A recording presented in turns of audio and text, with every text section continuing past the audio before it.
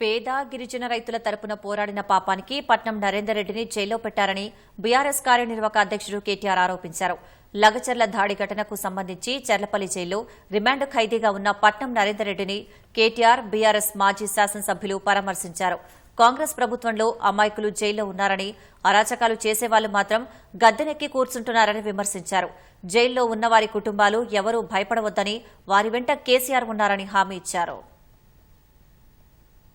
కొడంగల్ మాజీ శాసనసభ్యుడు పేద గిరిజన దళిత బలహీన వర్గాల రైతుల తరపున పోరాటం చేసిన పాపానికి ఈరోజు జైలు పాలై రేవంత్ రెడ్డి కక్షపూరిత వైఖరి వల్ల జైల్లో శిక్షణ అనుభవిస్తున్న, చేయని తప్పుకు శిక్షణ అనుభవిస్తున్న మా సోదరుడు నరేందర్ రెడ్డి గారిని కలిసి నేను, మా మహబూబ్ నగర్ జిల్లా పార్టీ అధ్యక్షులు అందరం కలిసి వారిని పరామర్శించడం జరిగింది.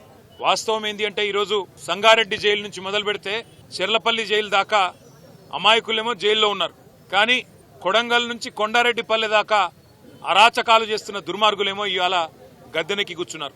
సొంత ఊరైతే, సొంత కాన్స్టిట్యున్సీ అయితే నీ సామ్రాజ్యమా? నువ్వేమైనా రారాజువా?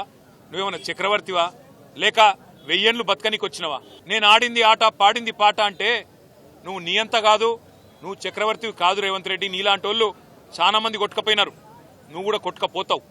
ఇవాళ జైళ్లలో మగ్గుతున్న ఆ కుటుంబాలకు మేము ఒకటే చెప్తా ఉన్నాం, మీరు భయపడాల్సిన అవసరం లేదు. మీ వెనుక కేసీఆర్ ఉన్నాడు. తప్పకుండా న్యాయం, ధర్మం గెలుస్తుంది.